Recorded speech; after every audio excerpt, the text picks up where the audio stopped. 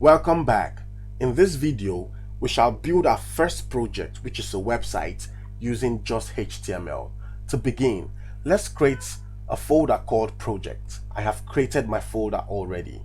Inside the project folder, let's create a subfolder called img. This is where all our images will be stored. Now, to create an HTML document, we need to create an HTML file with the .html extension. And to do that, let's go to our VS Code.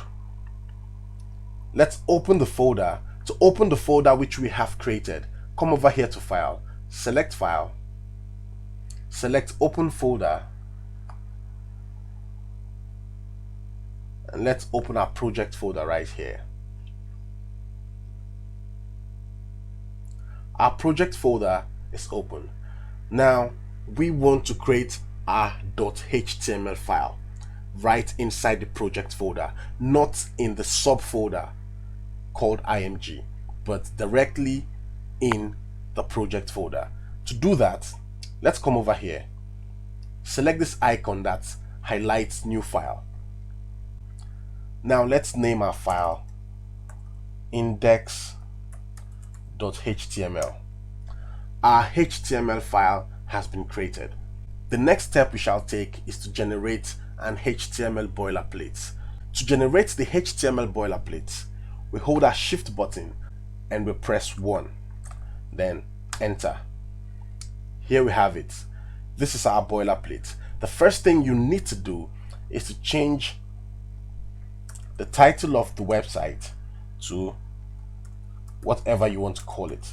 In this case, we shall be saying first project. Now our boilerplate is generated and the title of our website has been stated clearly, which is first project. The next step on this project will be done inside the body tag. And now we shall create a heading tag. Let's say H2, our first heading tag. Now let's save that.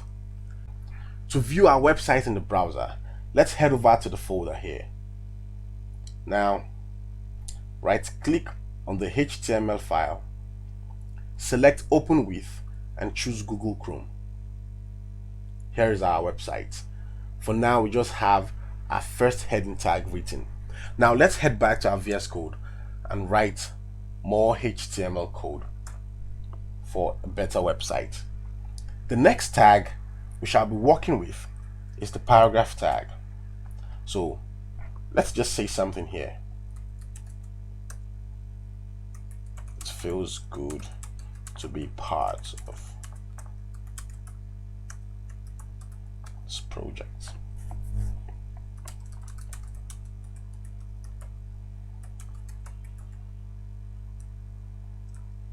Honestly interested for a CSS class.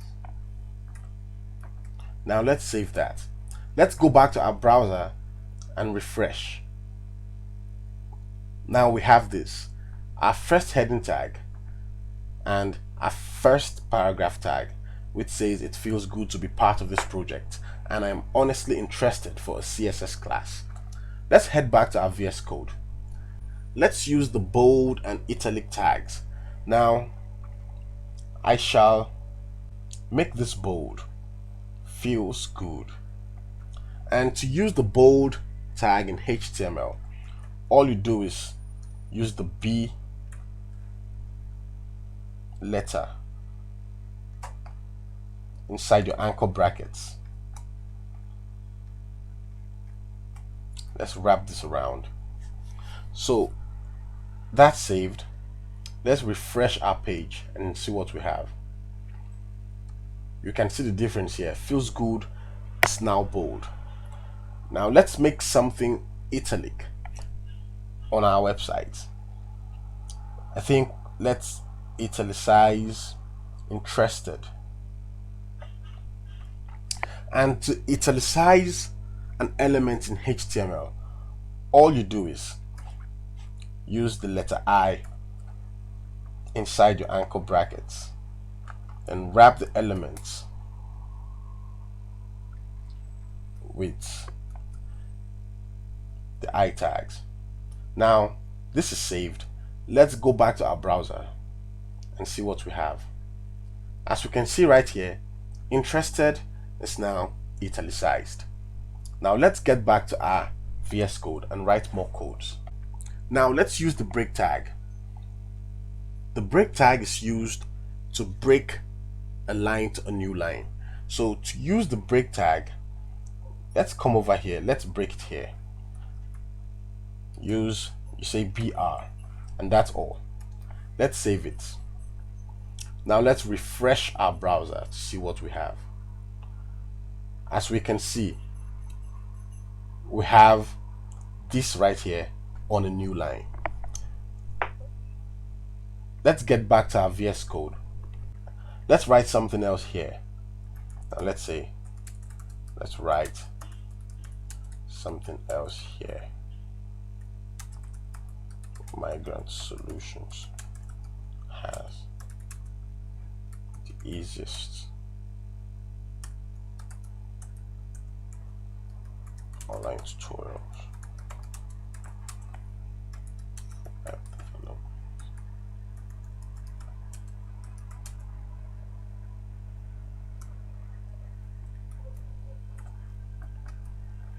Now let's refresh our browser to see what we have. You see, this is not looking good. So let's break here to a new line, and let's break here to a new line. To do that, let's say BR, and let's come over here and say BR also. Let's save that. Now let's refresh our browser to see what we have. It's looking better now. The next tag we shall be using in this project is the list tags. To use the list tags, let's create some space here outside our paragraph tags. So let's create a list tag here. Firstly, we shall be creating an unordered list with list items 1. Let's create some space there. 2 and 3. Now let's save this and refresh our browser to see what we have. We have 1, 2, 3, an unordered list of 1, 2, 3. Now let's create an ordered list right under our unordered list. To create an ordered list, you use 2 letters OL inside your anchor brackets. Now let's create the list items. LI stands for list items. Let's say 1,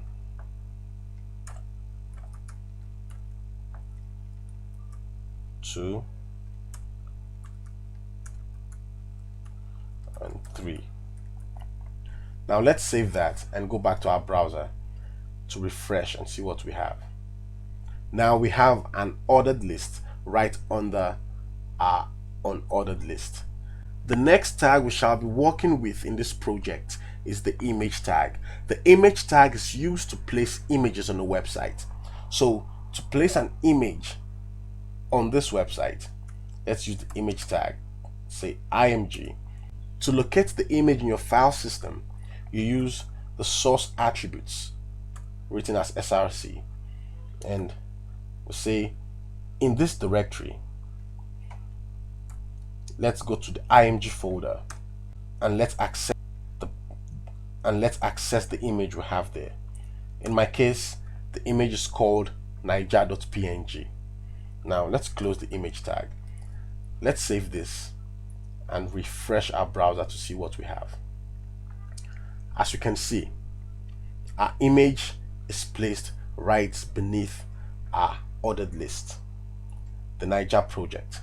Our website is, you can do more than this. You can get more text, you can get more images and make your website more robust than this.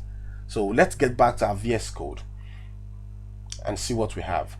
Currently, This is what we have. The next tag we shall be working with in this project is the anchor tag. And like I said earlier, the anchor tag is used to create a hyperlink in a website.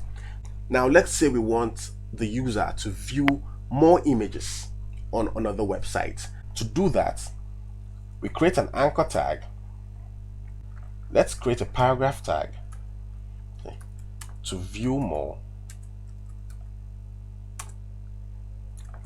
click here.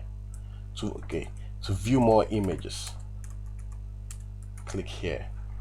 Now we want the user to actually click here. Let's save this and view it on our browser to see what we have. Scroll down. As you can see here, we say to view more images, click here. You can see the cursor is not enabling us to click. So for this to be functional, we shall be using the anchor tag to make that functional. And to do that, we come back to our VS Code and wrap click here in an anchor tag. And to do that, we use the letter A in anchor brackets.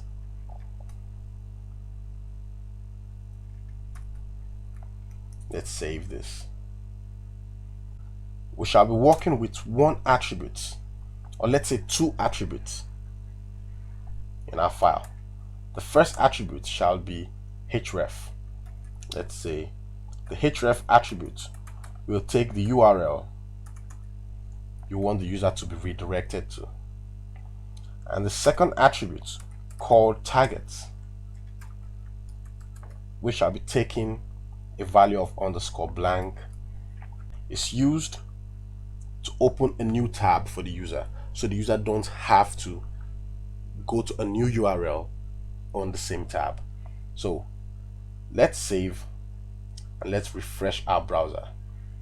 As you can see right here, click here is now highlighted. We can click this and you can see your file was not found because we are not connected actually to the internet. Another tag we shall use in this project, which is a very important tag, is the form tag. We shall be creating a login form using the form tag, and we shall also use a button tag in this process. So let's create a login form on our website. To do that, we'll say form, and we shall pass in one attribute called post.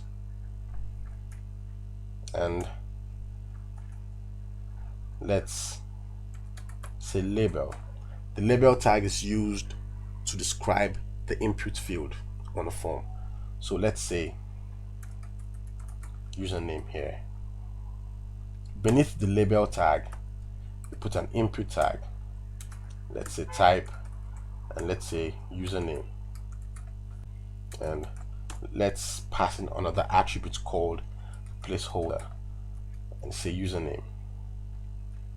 Now let's save this. Let's refresh our browser to see what we have. Scroll down. As you can see right here, we have the label called username, and we have a form field with a placeholder inside called username. So let's add more fields to our form, and to do that, come here and we say label again. This will be called password, and let's create an input field for that. Type of password and a placeholder of password. Now let's save this. Let's refresh our browser to see what we have. If you notice, the username, let's say migrant, is in plain text, but the password, which is also migrant, is not appearing in plain text because I set the type attribute to password. So let's create sort of a button here to say submit or login. To do that, let's go back to our VS Code. Outside our form tag, let's create a button tag and just say log in. Let's save that. Let's go back to our browser. Let's refresh our browser. As you can see right here, there is a login button beneath our form field. The next set of tags we shall be working with in this project is the div and the section tags, which I called the grouping tags. We use those tags to actually group elements. So let's group this first section here with a section tag. And to do that, we say section. Let's give it an ID of top section. Let's set the ID to a value of top section. Now I shall copy everything here down to the ordered list. I shall cut this and place it right in this section. As you can see, we talked about indentation earlier in this course. This section tag right here is closing here. You can see this line right here going up to the section tag above. That means this section tag is the opening tag for this closing section tag. It just makes the work look better and easier to read. So let's save this. Let's refresh our browser. And if you notice, there is no significant change. But when styling our website, we shall see the use and benefits of having grouping tags like sections and divs. Now, let's create a div tag to group the rest of our website. Let's say div. Let's give it a class of bottom elements. Now let's close this. Now let's copy everything from the image tag to the button tag. Let's cut it rather.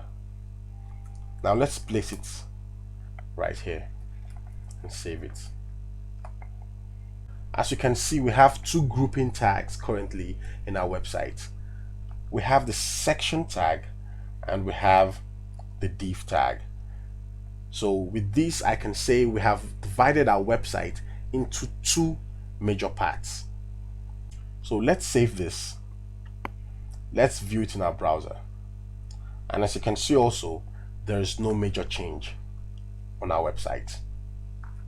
The last thing we shall talk about in this project is comments. We shall write a comment on our website to describe the div section. To write a comment, all you do is say, just do that. Let's describe this section of the website. This is the div wrapping section. When styling, you can use it. Now let's save this. Let's go back to our website. Let's refresh the page. And as you can see, our comment is not showing up because it's just a comment. It's not an element. It's just a comment. And also, let me make some things clear, because this course is actually meant for beginners and people with no knowledge of coding at all. The section tag can be called a wrapping tag also. You can call it a grouping tag. You can call it a wrapping tag. So let's read what we have here. The section element represents a generic section of a document or application. A section in this context is a thematic grouping of content. Each section should be identified with whatever you want it to be identified with, maybe an ID, maybe a class, or whatever you want to identify it with.